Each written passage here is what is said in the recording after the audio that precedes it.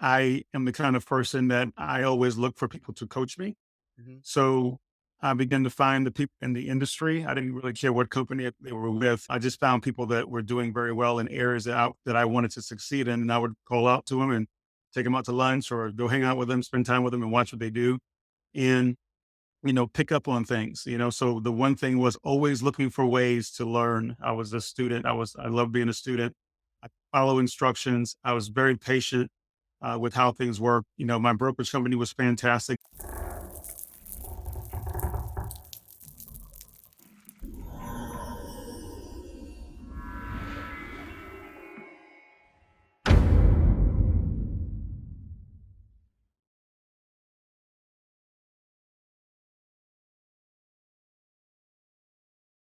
Welcome back to the Real Estate Excellence Podcast. This guest is one of the facilitators for this month's One Coast RE Bar Camp here in St. Augustine. He has over 22 years of experience in the industry, kicking it off with a Rookie of the Year. He has competed in outside hitter in the National Junior Olympic Volleyball team. Pick that up on your LinkedIn. He has shelves of awards for production and has held numerous community leadership positions. He resides in Gainesville, Florida, and wears the jersey for Keller Williams there, where he is the champion of vision at Team Dynamo. Let's welcome Craig Wilburn to the show. Craig, welcome. Thank you for having me. It's good to be here. This is pretty I'm fun. glad you were able to take some time this afternoon, get everyone to get to know you. But you obviously going through your resume, it looks like you've had quite a few bits of success, and I'm going to kind of pick your brains for those agents who might be listening today, whether they're new or whether they're out there don't think their brokerages are adding value. I'm going to dig into what your experience and success as a agent and as obviously as a leader in the Keller Williams organization. What these agents should be looking for, and hopefully that some of them actually that come to the RE Bar Camp come up and shake your hand, and they'll know a little bit about you. Great. Super. So the first simple question as I prepped you is where'd you from? Where are you from? And then why'd you choose psychology as a major in Mhm. college? What were you thinking? What was your career thoughts?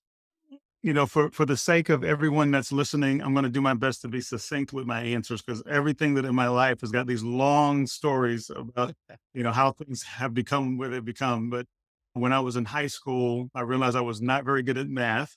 I wasn't really a big fan of history and science was kind of over my head, most of it. So I went to a psychology class and I think it was like in the 11th grade. And I was like, oh my gosh, I love understanding how people think because I love people. I've always been the kind of person that has loved people.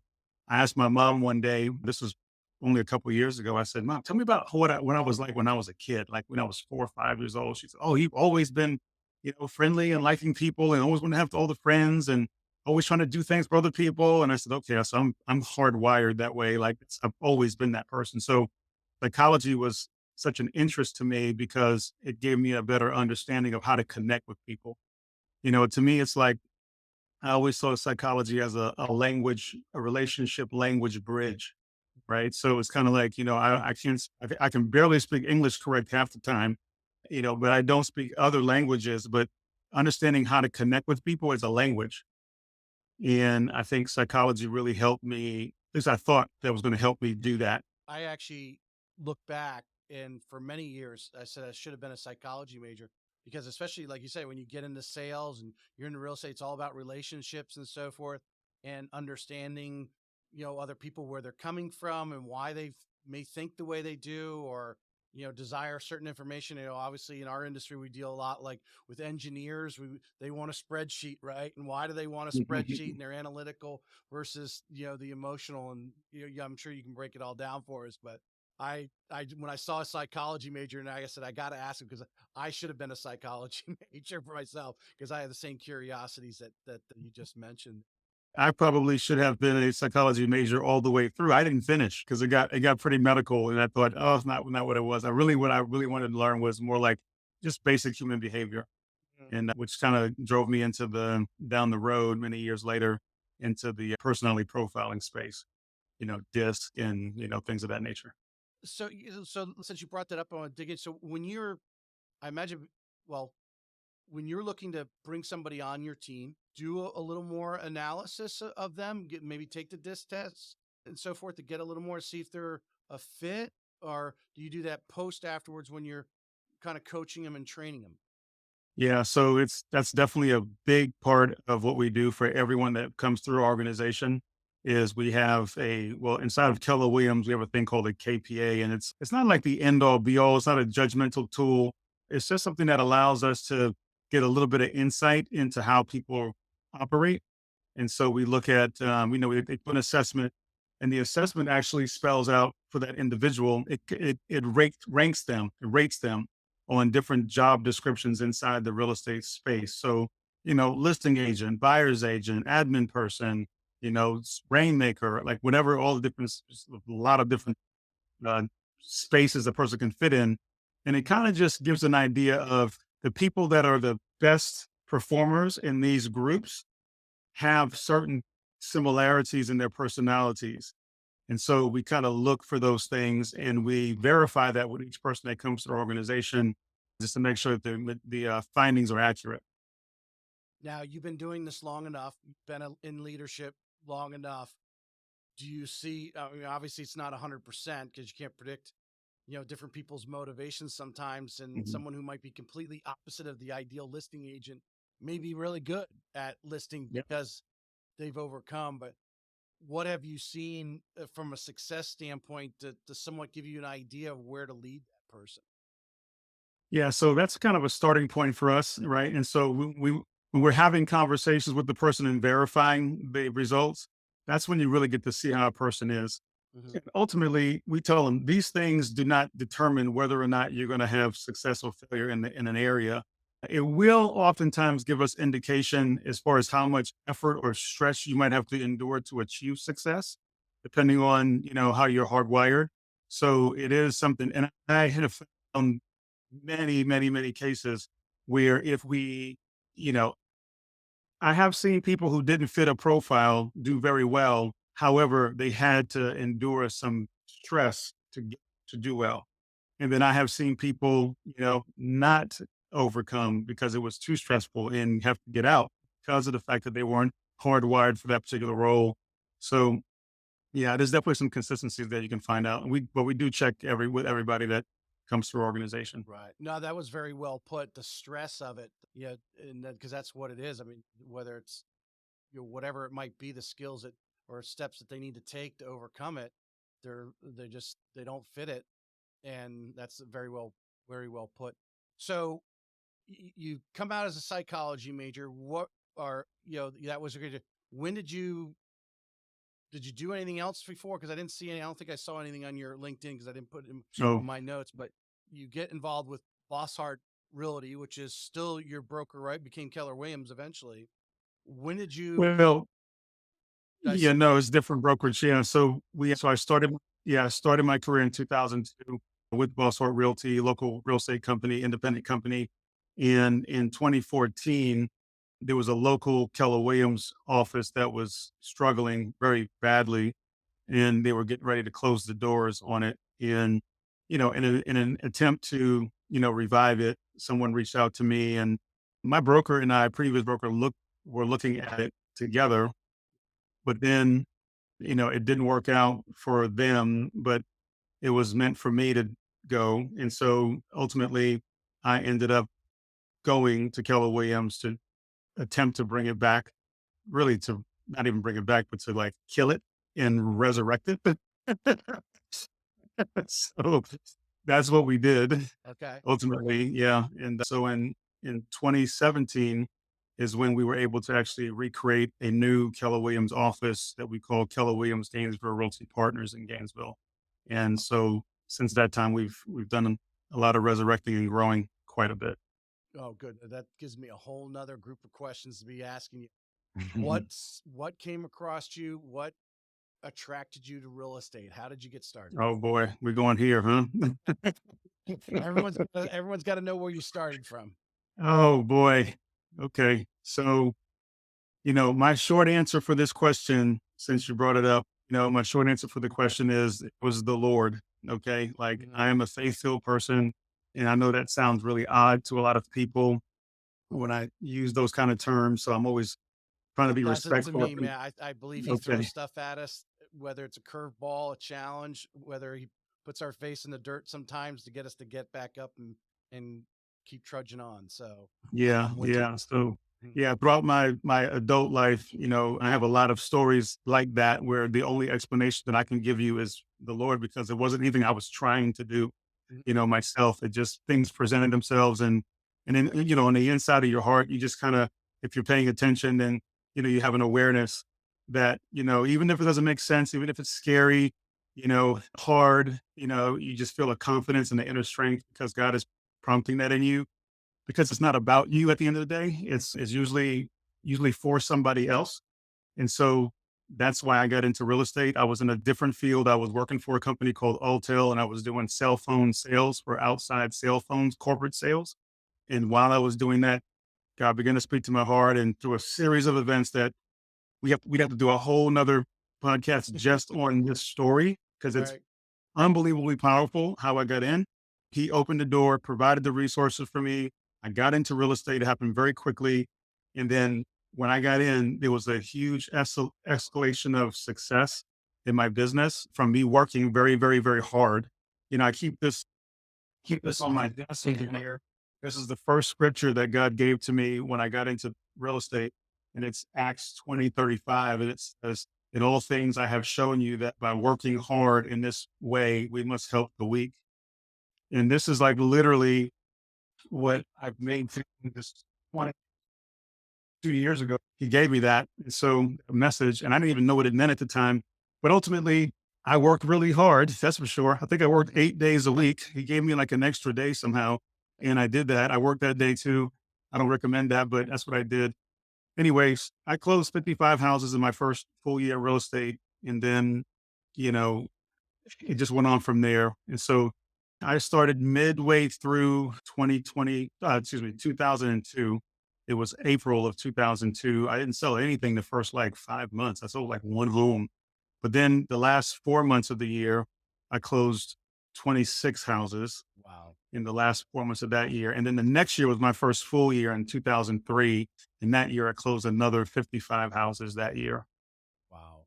So let's Yeah. break that down a little because these stories, these type of stories don't get out enough, and there, I mean, there's many out there. I was chatting with Jake Dixon with the locker room, and he was talking about how he had a couple and like they dove in as a couple, and the first 90 days they didn't get squat, but obviously no closings anyway, but he was looking at their activities and everything, and sure enough, month four it tipped for you Yeah. going, I think you said 5 months there without getting anything. What was kind of some of the, if we could talk about two or three of really kind of the key successes? I mean, did you have a mentor?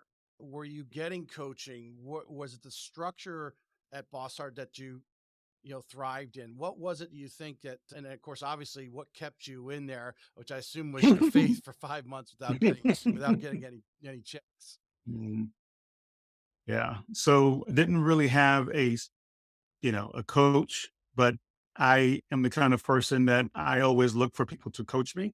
Hmm. So I began to find the people in the industry. I didn't really care what company they were with. I just found people that were doing very well in areas that I wanted to succeed in. And I would call out to them and take them out to lunch or go hang out with them, spend time with them and watch what they do.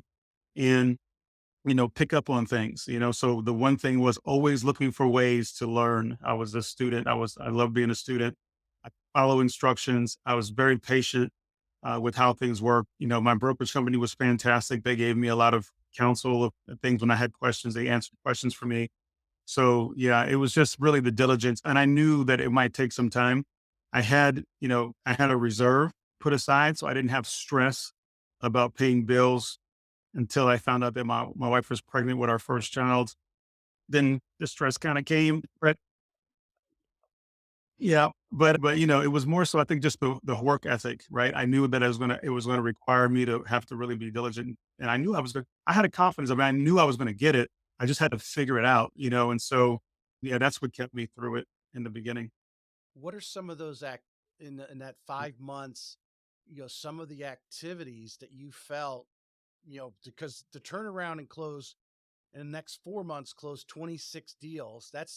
6 deals a month on average for the final 4 months. That's a lot. And obviously to continue that pace right into the following year, what are some of the activities that you were picking up from these top agents that you were shadowing that you put in play? So I would say was two things really. There was three things that I should have been doing, but there was only two things that I was doing because I wasn't smart enough to do the third.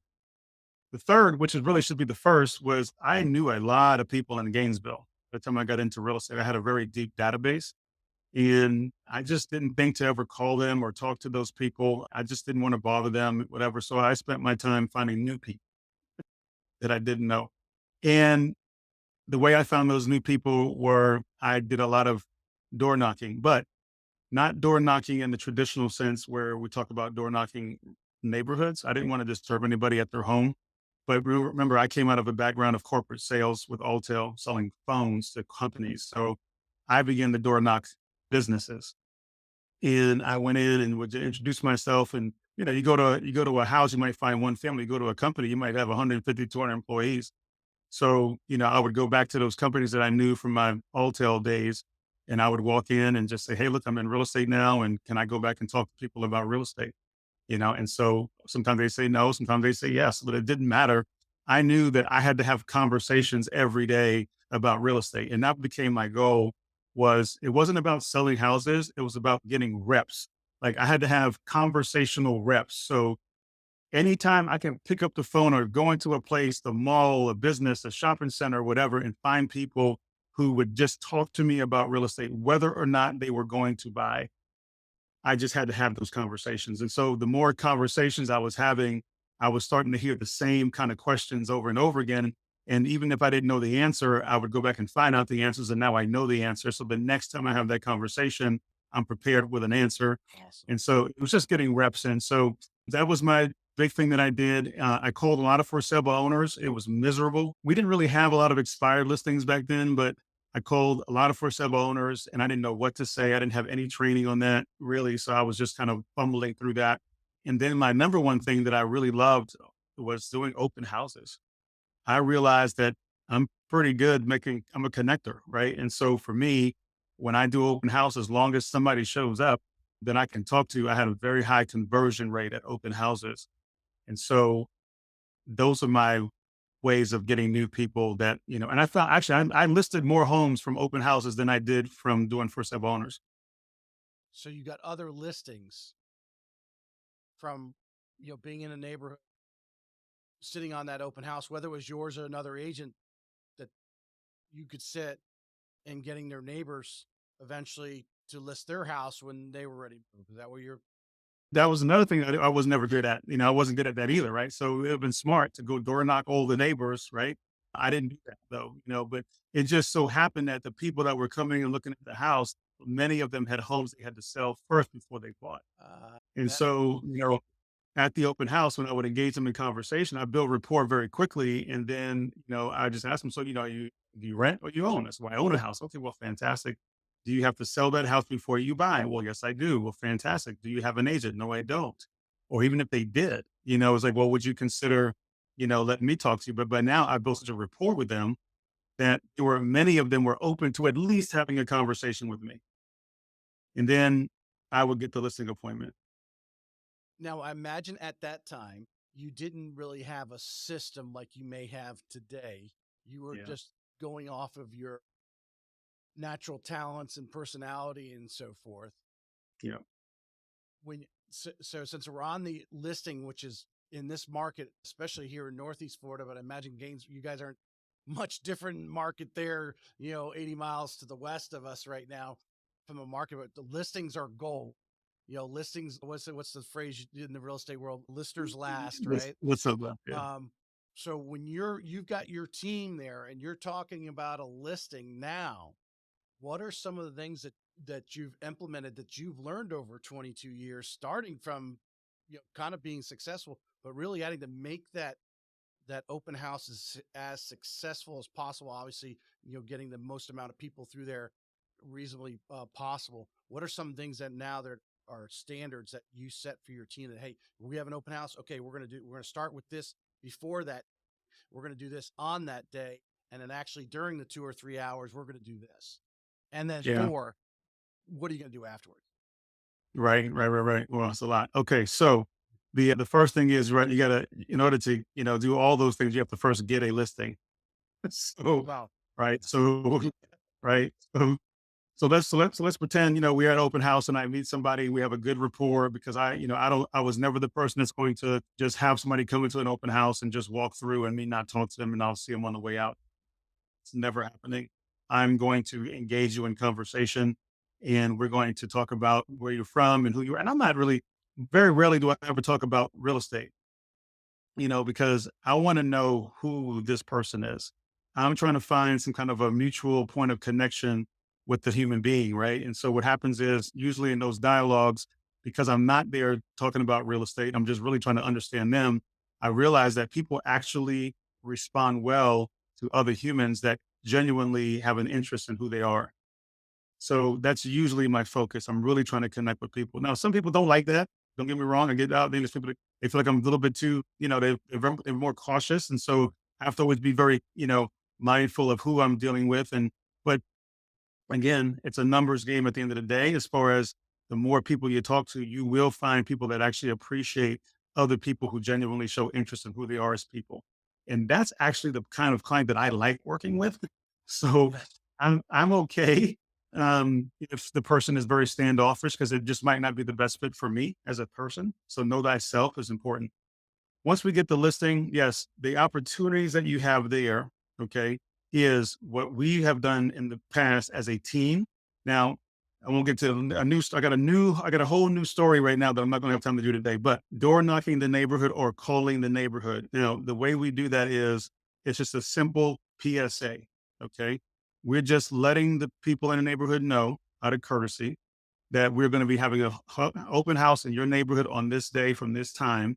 We wanted you to be aware because you may see a lot of traffic, you may see a lot of signs, you may see a lot of huff and buff, about the house. So be aware, everything's okay. It's just us in the neighborhood trying to get you a new neighbor.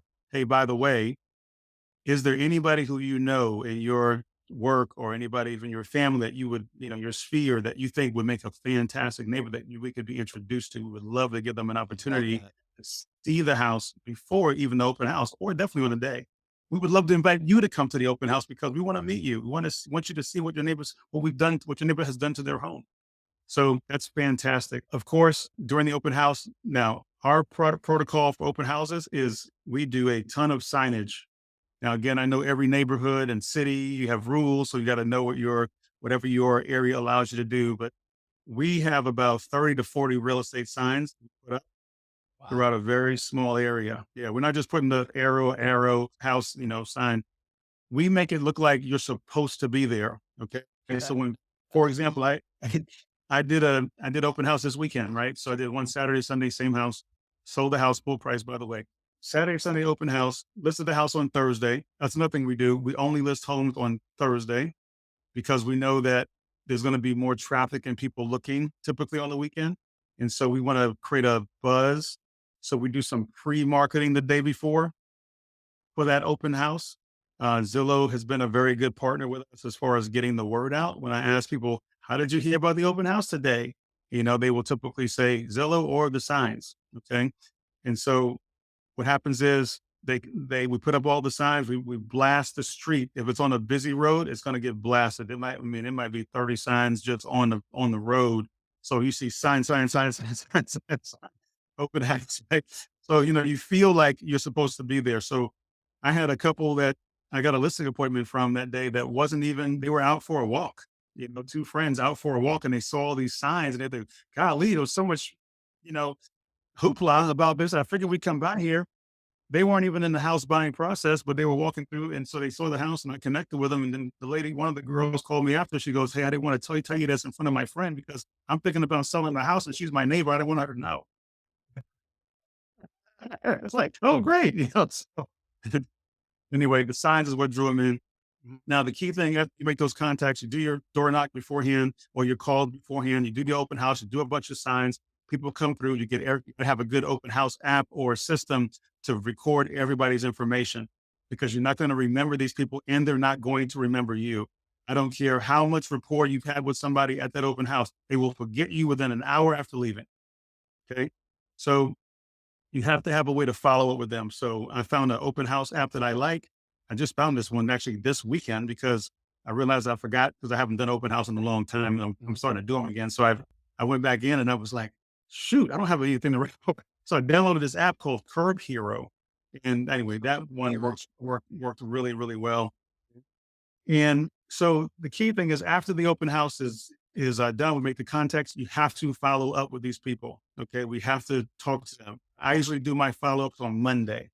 Okay, and I will call everybody. I will call, text, email, touch every single person that we met at the open house. What kind of information is Curb Hero, or obviously you want to get from them for, because you want to get them in your CRM, right?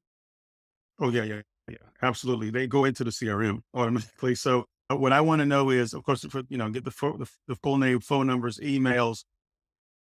And that's pretty much it. Then I also like to get from them, what their personal needs are, right? So I will log notes about my conversations and interactions with them so that I remember what they, any information that I got from them about who they are, where they're from, what they do for a living. I'm putting that all into the notes section so that I can remember that information. And then of course I want to also know what their future plans are for buying, when, time frames, that kind of thing. And then I also want to make sure that I get feedback from them about the actual house because I want to be able to tell my seller what people liked and didn't like. All right. So in that app, you can actually customize the questions that you're asking. So they actually have to fill it out. So I build rapport at the open house when they come in. I greet them, meet them, walk around with them, talk to them, build a rapport. At the very end, before they leave, I say, "Hey, would you mind signing my open house app?" Now, after we've had that much interaction, very rarely is somebody going to say no because now we're like almost like friends. Okay. Right. So they do it. So they fill it out. I got all the questions preset. They're answering the questions. It's all logging it. The system, when the person closes it out, the system actually begins to touch them and email them. And then it tracks their responses and sends it back to me also, which is very, That, very cool. it's funny. I had one of your fellow Keller Williams successful, Julia Olmstead, on. I've had her on the podcast, but we just did it like a 30-minute market update, and we were talking about listings, and everything you just said is why you're successful, is why she's successful. Making sure getting that information. She does it a little differently, but that works for her and her personality, because the bottom line, the key is you got to get the information. So, however, in your case, having the conversations and breaking them down and getting their guard down, and then asking for the information, that's how you win, because that's how you play your game. And the ultimate thing is you got the information as she did. But I mean, she was saying the same exact thing on it. And then now, follow up wise, what do you find has been your success in the from the doing follow up? Because I imagine you've been doing follow up for years. You just started this. The app is just another tool you were using to follow up. How do you start breaking down? Because now you've gone 48 hours, maybe 24 hours, and seeing them. You may have, you put down as much information as possible, but how do you have that next conversation? Because I imagine with a lot of agents, this is where they fumble the ball. They don't follow up.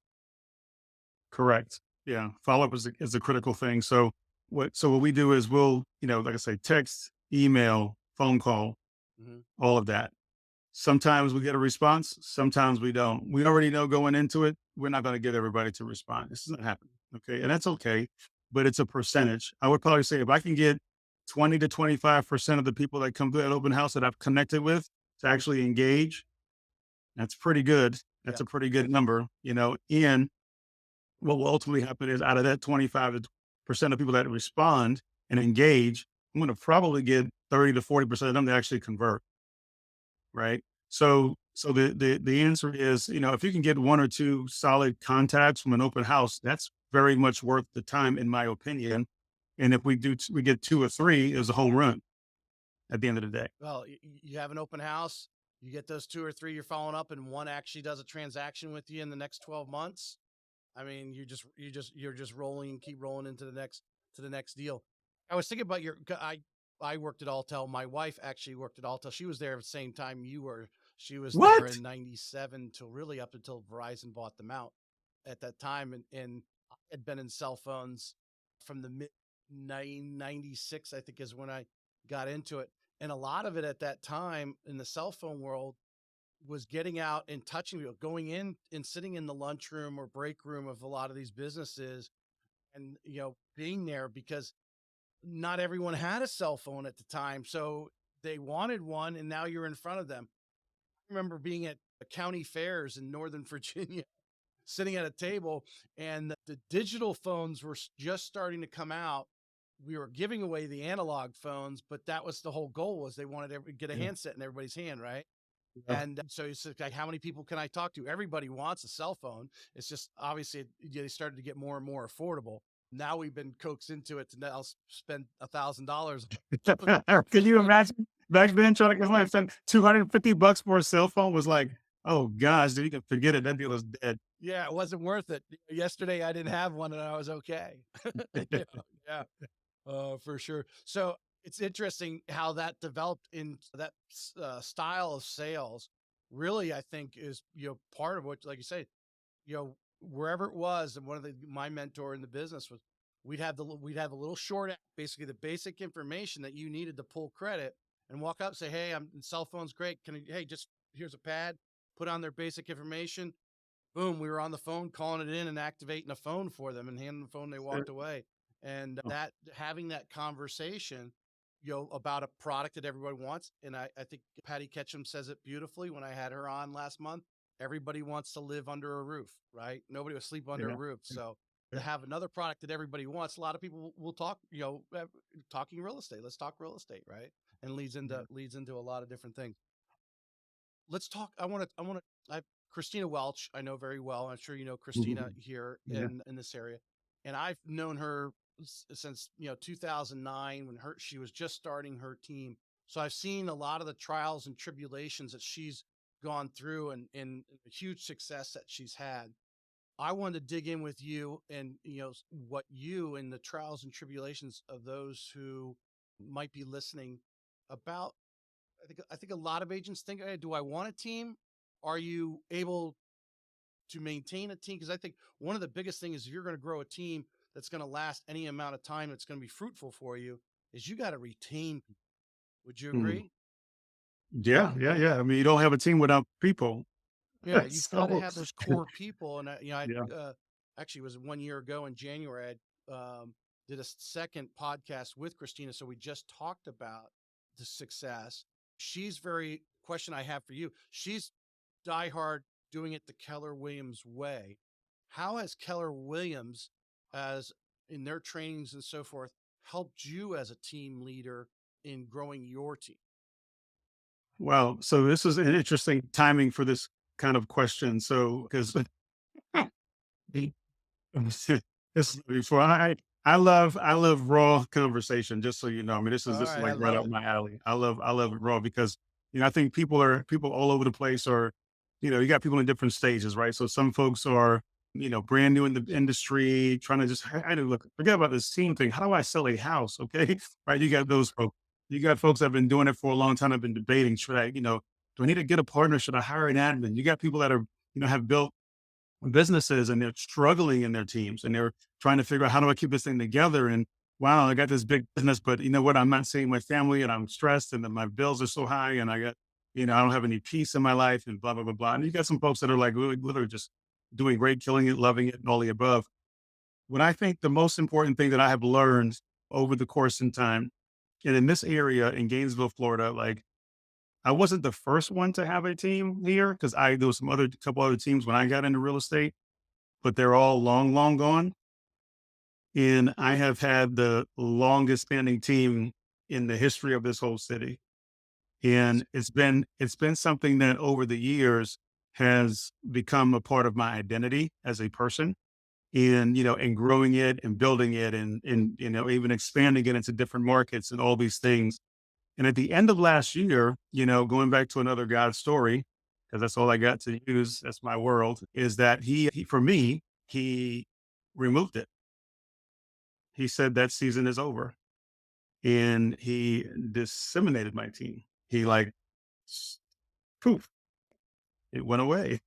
And through a series of things, but it was exactly what it was supposed to be for me. And I didn't know that at the time, but that's what he had for me to do. So my personal story is very unique. A lot of people don't even know that yet because this is like fresh off the press right now. But I think it's something that the people that I have had a chance to talk to about my team, they have been really, really impacted in a positive way because they have seen the reality of the fact is this. I think everybody needs to look at their businesses and appreciate what you have first. Okay. So if you are a single agent and you're doing well, enjoy that. Don't look at somebody else's situation and think that it's all, sunshine and rainbows because, most of the times it's not. I have talked a lot of people out of building teams. I've talked a lot of people out of joining teams, and I've helped a lot of people build and grow their teams. And I've launched a lot of teams from my team. Okay. Our office now, the majority of the teams that are in my office came from my team. And so, and I love that. I love the fact of having opportunities for people to grow their businesses in any way they want to. Keller Williams as a company has mastered the art of building a team. And if anybody wants to build a team, we have this wonderful book, that everybody knows about, right? We call it the Red Book. And the handy, my hands on it, right? So we know about this book here, right? So you want to build a team, you read this thing and then you just do what it says. Now, there are there are a lot of things about teams that are great, and there's a lot of things about teams that are very hard that nobody likes to talk about. Okay. And so I think the best thing for anybody that's looking to build a team to do is to find other people who have teams and talk to them and take a lot of notes and learn a lot and listen and be a student and don't assume things about it that you don't know. Okay. Get counsel. And yes, keeping people is important. Keeping people is very difficult, right? There's very, very few teams that keep people. I mean, even the 20 years of me having a large, what some would consider to be somewhat of a large team, but I only had maybe one person that was with me for 11 years. I was going back looking at all of the people that I've been through my team over the years, and I have one person that was with me for 11 years. I had, I think, three that were there for 5 years. And everybody else, 3 years or less is kind of the lifespan, you know? And I have friends of mine that have had multiple people be with them for many, many, many, many years, right? So it's all over the place.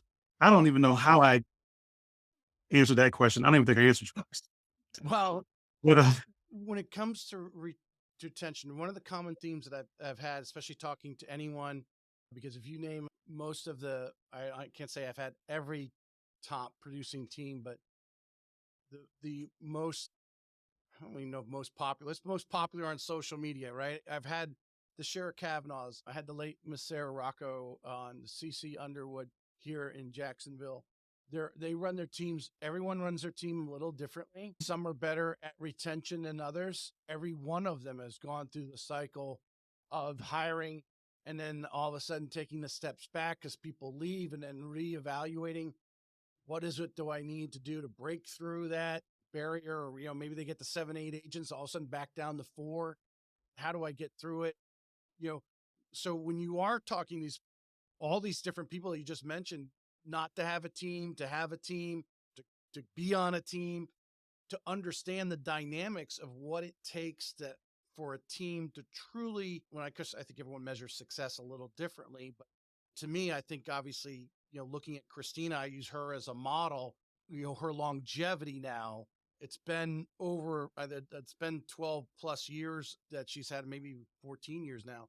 She's had her team and then where she's at and opening the new market center here in Northwest St. Johns County, it's been that longevity. So what are some of the things that from your experience when you have these conversations with people, what are the good, bad, and indifferent situations of having a team or even being on? so for sure, sort of, every team has its own culture. And so you want to be very in tune with what the culture of the team is. Every team has its own vision. So, and what they're trying to accomplish and who they are, that their own identity. And so I think, whenever you're looking at a team building, either building your own or joining someone else's, you want to be really in tune with their culture and their identity. What's their reason for existing? What are they trying to do? What's the heart of the leader? Okay. So the heart of the leader is going to really dictate, what the ultimate outcome of those businesses, looks like. So from the financial models perspective, if you're going to build a team, you have to know that, you're at some point in time, Sarah and I super close, and I have so many stories about her as well as like things that helping her launch her team at the beginning, and then watching her just blow it up so much. She just really just does such a great job with it, and then going through the loss of her admin staff and people, and just recovering. And you have to be a person of such resolve when you are looking to run a team, because people will come and people will go. It's just what it is. So you have to have a resolve about you. If you know that you don't have that kind of resolve, it's not, it won't, you will not have peace, building a team if you don't have that kind of resolve in you, ready to go with that. When you're joining a team, like I said before, you need to be very in tune with where they're going, because not all leaders of teams have your best interest in mind, and so you need to know what you're getting involved with. You need to find counsel, find people that are familiar with those team leaders and know what they're doing, and can tell you about their history and their track records and things of that nature. So, but I think at the end of the day, you get in where you fit in. Mhm. Being a single agent is not a bad thing. Running a team is not a bad thing. These things are neither good nor bad. They're not either. They just are what they are. And you have to find the place where you have the most peace and you have the most fulfillment and enjoyment. I know a lot of people that are trying to maintain this image of having some big business, and they're just not fulfilled and not happy, and that's no way to live. It's no way to live. I know people who are living below their potential because they're afraid. They're afraid to start a team, and they're living below their potential because they should get out there and take the leap of faith and go building, because people need you. When you are a leader to that magnitude, and you have the capacity to run a business, there's people that are waiting for you to do it so that they can come join alongside of you and go build it with you. So So you have to be very, very aware of who you are. I have on here, if I'm asking this question correctly, Livian Unlimited. Yeah, yes, Tell yes. us a little bit about that. So that was an iteration of something that we had in our heart for a vision to build. That vision is not coming to pass. So, so that was one of the changes and one of the shifts that we experienced at the end of last year, was a pivot from all of that. So, Mhm. but like I say, all of these things are so great because every single thing that happens for a specific reason. And I so much about myself, business, who I am, after all these years, you realize not only you're learning, you're always growing, you're always learning more about yourself. Getting to where you're at, 22 years in the business, leading people, you're a leader in that office over there in Gainesville. How important, and what do you do from the standpoint of personal development? Because as a leader, you want to stay out in front of your people. What are some of the things that you do Mhm. personally in your personal development? I know Keller Williams has their events and obviously brings in keynote speakers, but what are you doing personally? Yeah. So personally, I live by what we call a life balance wheel.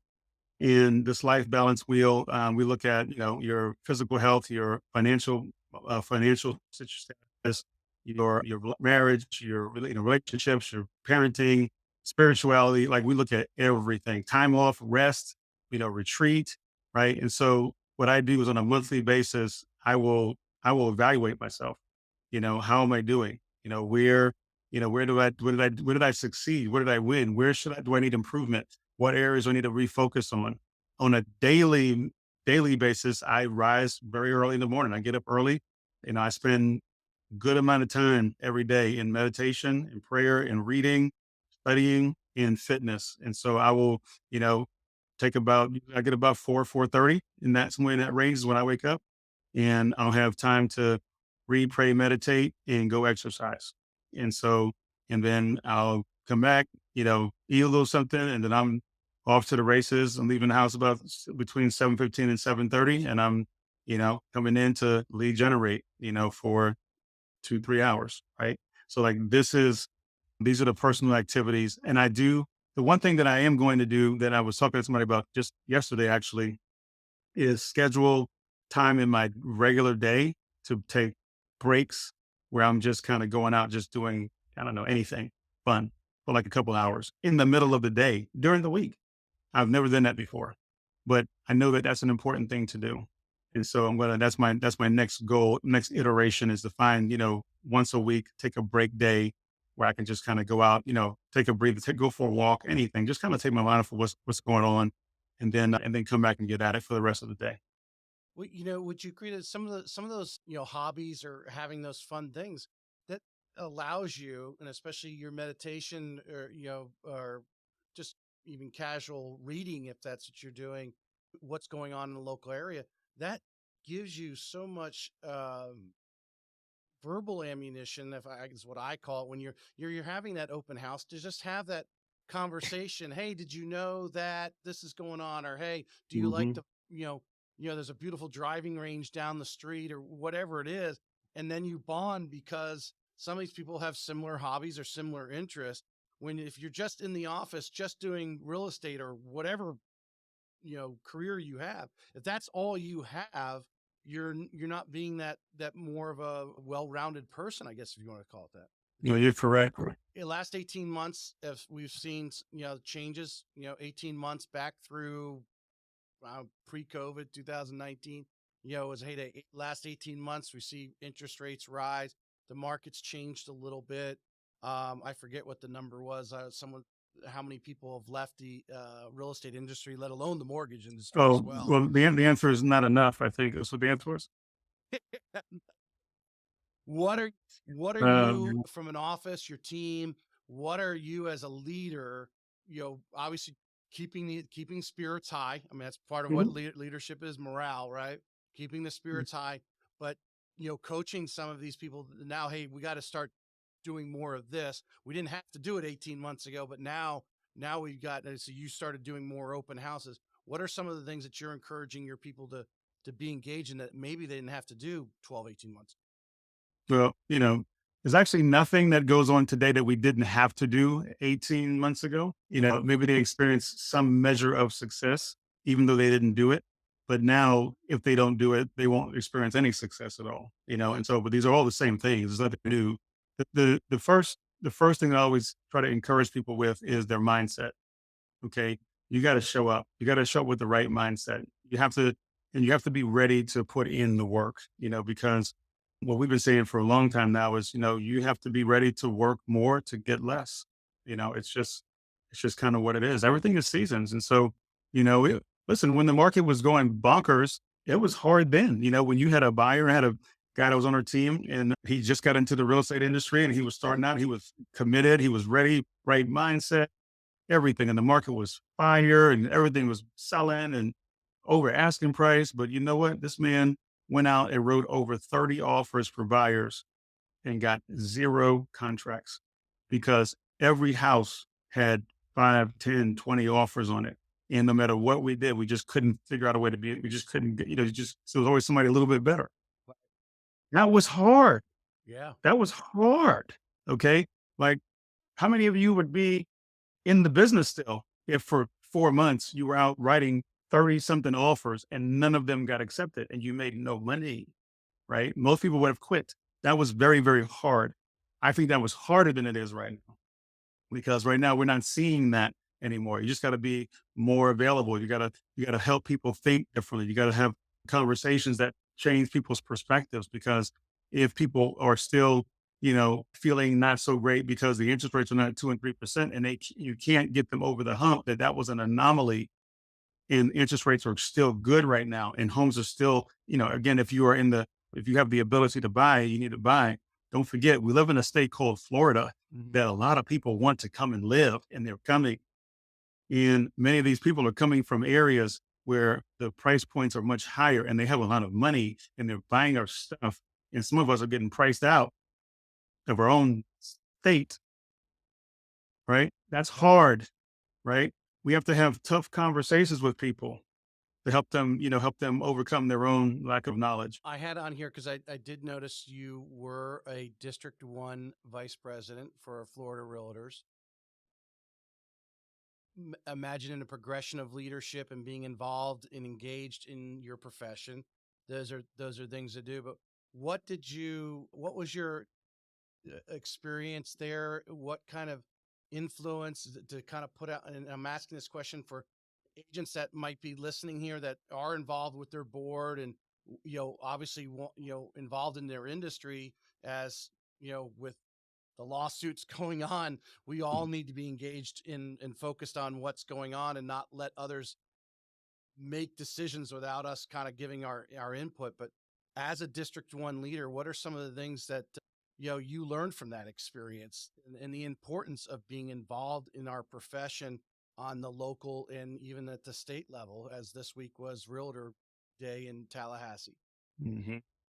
And so that was a phenomenal experience because, the reason I got even introduced to that was because someone tapped me on the shoulder back in, I think it was like 2007 or 8, when the market was starting to turn around for the worst. But and said, "Hey, why don't you come and join one of my committees?" And I thought, why in the world would I do that? Like, I see you guys that are in those committee meetings and doing that committee stuff. You guys are the ones that don't sell much real estate. Okay. Like me, on the other hand, I'm selling a lot of houses. I don't got time. Right. And so, and I never forget her words to me. She said, "So Craig, you want to be that guy that takes from the association but never gives back, huh?" Ooh, that's a So I shot was right like, there, "Take that, man, have that knife all the way in, twist it, pull it back out." right? And I said, "Okay, fine. I'll go ahead and join. I'll go and check you out." So, anyway, I got involved. And long story short, I ended up, um, they had a leadership academy they were forming for the first time. And they invited me to be a part of the inaugural class to that. And I said, "Yeah, I'm gonna check it Oh, out." So I cool. did that. And then I got to go to Florida Realtors for the first time and sit in a room with 500 something, 600 people. That was the board of directors. And in that room, I realized that people were having conversations and making decisions that determined the fate of my business in Gainesville, Florida. Mhm. And I didn't know that was going on. And then I said, "Whoa, wait a second. These people are, whenever they say yes or say no to, is going to impact me, how I can do my business." And so I decided to get a little bit closer. And so ultimately, began to get involved in the national level, state level, became association president, district vice president, ended up serving on many committees nationally. And, the long story short is, the opportunity that we have there is to really have more knowledge about what's going on in the bigger picture and behind the scenes, and to have an influence and an impact on public policy, what happens in the industry. And, which is great. So, not to mention, you make such phenomenal relationships across the country with so many different people that think like you do, have the same cares and concerns that you do, that are fighting for the same things that you're fighting for. And so, your network of contacts. I mean, I've been serving since 2008, and, really, like, at the national level since 2010. Mhm. And, so I've maintained relationships with people all over the country. I can go anywhere. I can go to any state, almost any city in this country, and there'll be somebody that I either know personally or 1 degree separation. And that's only because of the interactions and time that I've spent serving with NAR and Florida Realtors and that kind of thing. That's awesome. I'm gonna finish it up with this. You're a facilitator. You're coming in. I don't exactly what Kim's setup is, because obviously it's a little different than she's done last year. Last year she had a keynote and then the typical breakout sessions. But now she's got, I think, I don't know, 15 or 17 of the facilitators, who I'm having a lot of them on the podcast, trying to get everyone in before the 26th. But I mean, some really influential people and experience and networking throughout the country. What message, if you might not have even thought about this yet, but what message do you want to get across in the few minutes that you have on stage? I have no idea. I mean, I just read about this like the other day, and I haven't even had time to think about it. I'm also right now, but something always comes, I don't know, Mhm. but I'm also the chair this year of the Chamber of Commerce in Alachua County, Gainesville, Alachua County, the Greater Chamber. I mean, the Chamber of the Greater Gainesville. So, Mhm. Right now, that's a big thing because we actually have our 100-year anniversary this year for our local Oh, chamber, and I'm the chairman this year. And we have our inaugural meeting and celebration service at the O'Connell Center in Gainesville, and it just happens to be the day before Ari Bar Camp. oh, lovely. So Well, I mean, just an idea for a theme, which I have a few agents. Actually, I mean, one of the new partners here in the St. Aug in the teaming up with Christina Welch, Cole Slate. You probably know Cole. I, He obviously in his comp plan when I had him on the show, I mean, he explained, incentivize being involved in something in the community, whether it's just your mm, HOA or, mm. doing something with the board and everything in between. But obviously the things you've been to right here talking about the Chamber of Commerce as a real estate agent to be involved in those community events. One, to be, I think, just an inside resource. You obviously have access to information that a lot of people don't, or they do, but they don't even realize it's out there. You're there. And to be that resource, that might be a topic. I'm just to throw one at Well, I you. think something that you just said trigger. This is always what happens if a quick little conversation and something will Mhm. trigger, but you just trigger something in me that I do want to talk about, and so I now I know what I'm going to talk about. It's not Make that. sure It's something else. make sure you drop the Real Estate Excellence podcast when you upload that. Tracy gave me this idea. It's it. Yeah, yeah. It's a trigger. Uh, He pulled the trigger on me. Greg, I appreciate you coming on. And if I want to throw out there, what something I've been doing in a little bit of my marketing, but also putting the agents on a pedestal, so to speak, giving them some time, is doing a 20-30 minute what I call market update is kind of the thing of, but every few months, quarter, get on, or maybe one of your top agents get on and say, hey, what's going on over in Gainesville? Where what are you guys Yeah, doing over there? What where are you seeing your clients coming from? That sure. kind of Love thing, that. and just talk real estate for 30 minutes every few months, and what's going on in your area. I'm down. Excellent. I appreciate you coming on today. Hey, thanks for having me here, Trace. No problem. We'll see you on the 26th. All right now. Bye.